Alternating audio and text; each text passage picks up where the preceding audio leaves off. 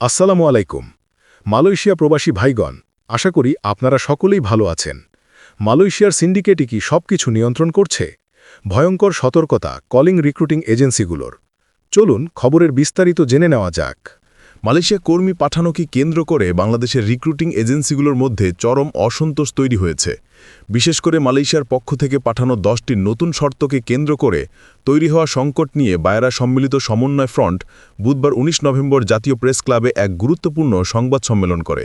সেখানে সংগঠনের নেতারা স্পষ্ট ভাষায় জানান, এই 10টি শর্ত শুধু অযৌক্তিকই নয়, এটি বাংলাদেশি কর্মী প্রেরণ প্রক্রিয়ার ওপর নতুনভাবে একটি শক্তিশালী সিন্ডিকেট চাপিয়ে দেওয়ার প্রচেষ্টা। সংবাদ সম্মেলনে বায়রার সাবেক সভাপতি, সাবেক সংসদ সদস্য ও বীর মুক্তিযোদ্ধা NAH সেলিম বলেন, মালয়েশিয়ায় শ্রমবাজার নিয়ে যে দুর্নীতি, সিন্ডিকেটে দৌরাত্ম্য, অনিয়ম এবং অতিরিক্ত অভিবাসন ব্যয়ের সমস্যা দীর্ঘদিন ধরে চলছে তা দেশে বিদেশে সুপরিচিত।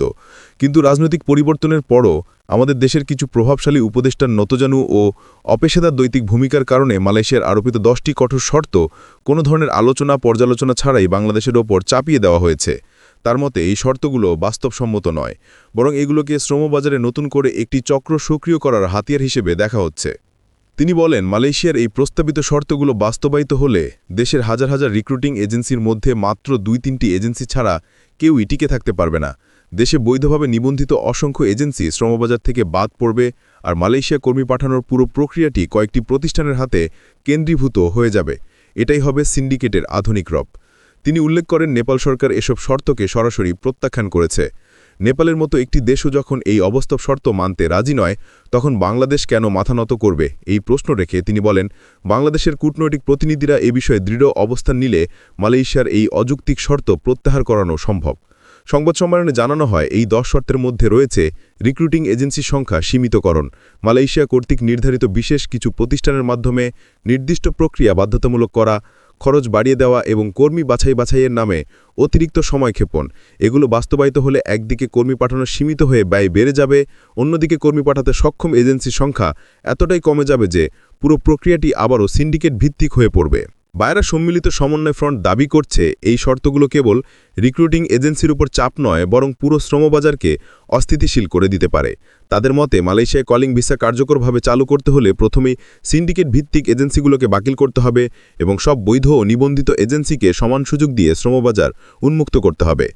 NAH সেলিম বলেন, আমরা শুধু নিজেদের স্বার্থের জন্যই কথা বলছি না, বাংলাদেশের শ্রমিকদের ভবিষ্যৎ, দেশের রেমিটেন্স আয় এবং শ্রমবাজারের স্বচ্ছতা রক্ষার জন্যই এই দাবি করছি। সব বৈধ এজেন্সিকে সুযোগ দিলে প্রতিযোগিতা বাড়বে, খরচ কমবে এবং কর্মীরা প্রতারিত হওয়ার ঝুঁকি কমবে।